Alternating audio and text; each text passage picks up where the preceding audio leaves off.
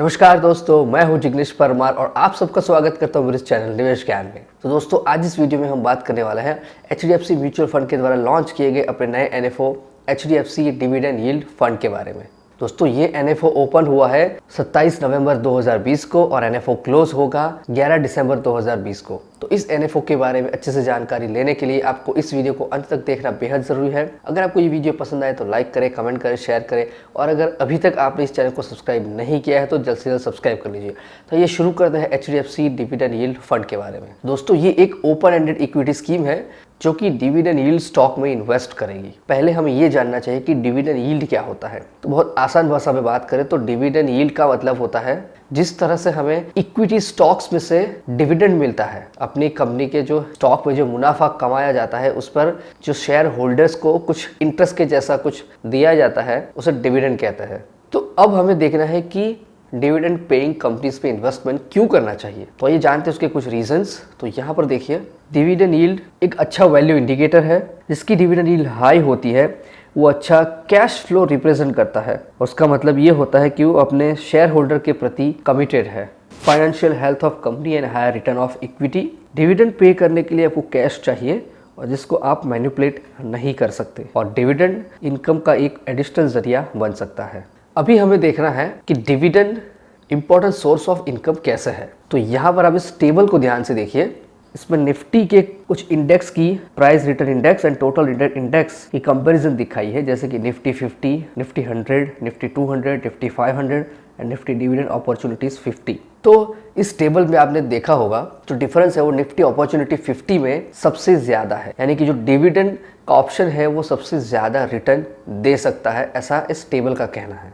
अब हम देखेंगे वाइड अरे ऑफ अपॉर्चुनिटीज। निफ्टी 500 इंडेक्स में 135 कंपनी ऐसी है जिसकी यील्ड निफ्टी 50 इंडेक्स से ज्यादा है और 440 कंपनी ऐसी है जिसने पिछले 3 फाइनेंशियल ईयर में कम से कम एक बार डिविडेंड जरूर दिया है। तो मार्केट के ब्रेकअप के हिसाब से देखें तो लार्ज कैप में 94 कंपनीज है, मिड कैप में 145, स्मॉल कैप में 200 और डिविडेंड यील्ड ब्रेकअप में देखें तो जिसने 3% से ज्यादा रिटर्न दिया है वैसी 73 कंपनी है, 73। 1.5 से लेकर 3% रिटर्न देने वाली 62 और 1.5% से कम रिटर्न देने वाली कंपनीज है 305। और यहाँ पर present across sectors and industries का लिस्ट है। अब हमें देखना है कि टिपिकली जो डिविडेंड पेइंग कंपनीज होती है उसकी कैरेक्टरिस्टिक कैसी होती है। तो इसमें होता है mature and less volatile business, healthy cash flow generating companies, capital intensive business like utilities, mining, etc.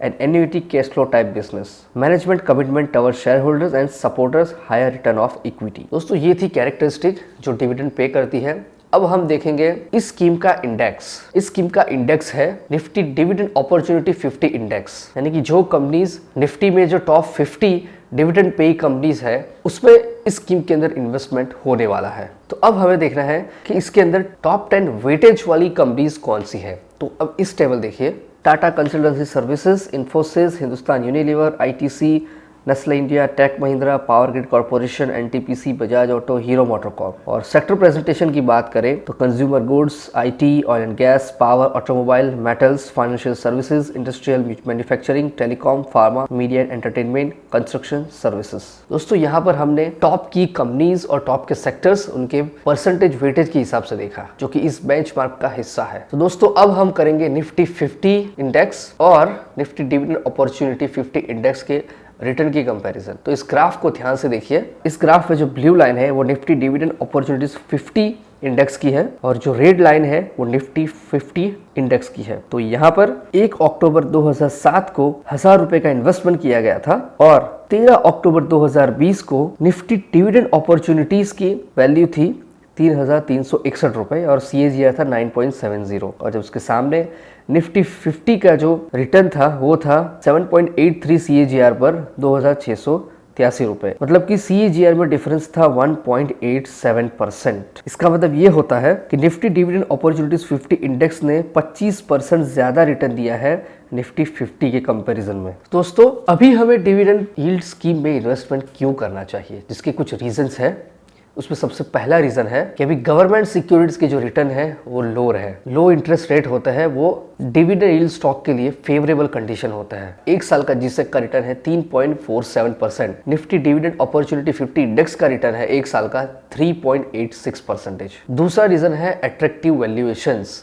इसका मतलब यह है कि निफ्टी डिविडेंड अपॉर्चुनिटी 50 इंडेक्स के जो स्टॉक्स है वो आपको डिस्काउंट रेट पे मिल रहे हैं निफ्टी 50 के कंपैरिजन में। तीसरा रीजन है बाय बैक अपॉर्चुनिटीज और चौथा है tax arbitrage via mutual fund route. तो यहाँ पर आपको दिखाया है कि किस तरह से डिविडेंड इनकम पर डायरेक्ट इक्विटी में से शेयर होल्डर को जो टैक्स एप्लीकेबल होता है और म्यूचुअल फंड इन्वेस्टर को जो टैक्स एप्लीकेबल होता है, दोनों यहाँ पर दिखाया है। तो इन सारे मुद्दों को ध्यान में लेते हुए HDFC ने अपना नया NFO यानी कि नई स्कीम लॉन्च की है जिसका नाम है HDFC डिविडेंड यील्ड फंड। तो आइए जानते हैं इस फंड की इन्वेस्टमेंट स्ट्रेटेजी। इस फंड का एम है कि 65% एसेट डिविडेंड यील्ड स्टॉक में इन्वेस्टमेंट करना और पहला प्रेफरेंस उसको दिया जाएगा जिस कंपनी का ट्रैक रिकॉर्ड अच्छा है time to time dividend pay करने का, और उसी कंपनी में इन्वेस्टमेंट किया जाएगा जिसने निफ्टी 50 के इंडेक्स से ज्यादा डिविडेंड दिया है। अब बात करेंगे पोर्टफोलियो कंस्ट्रक्शन की कि पोर्टफोलियो में कौन कौन से प्रकार की कंपनीज को लिया जाएगा। तो इसमें companies with stable business model, companies with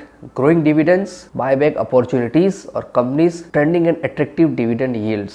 तो इस प्रकार के फीचर्स वाली जो भी कंपनीज होती है उसी के स्टॉक्स को इस स्कीम के अंदर इन्वेस्टमेंट के लिए लिया जाएगा। अब बात करेंगे इस स्कीम के रिस्क रिवॉर्ड प्रोफाइल की। इस ग्राफ को आप ध्यान से देखिए कि इसमें नीचे से ऊपर स्टेप्स दिखाए हैं, हर स्टेप्स के साथ रिस्क बढ़ रहा है, मतलब सबसे नीचे वाली जो स्कीम है इसमें रिस्क सबसे कम है। तो इसमें सबसे पहला है हाइब्रिड फंड्स, उसके बाद है लार्ज कैप फंड्स और इसके बाद आता है HDFC डिविडेंड यील्ड फंड। मतलब कि लार्ज कैप फंड और large and mid cap funds के जो रिस्क है उन दोनों के बीच में जो रिस्क आता है वो इस स्कीम का रिस्क है। अब हमें देखना है इस स्कीम के प्रोडक्ट फीचर्स के बारे में। इस स्कीम का नाम है HDFC dividend yield fund, type है open ended equity scheme, NFO period है नवंबर 27, 2020 से लेकर दिसंबर 11, 2020। Investment objective dividend yield company में इन्वेस्टमेंट करके अच्छा रिटर्न जनरेट करना। फंड मैनेजर है Gopal Agarwal. Investment plan available है direct plan and regular plan. Investment option under each plan growth and dividend.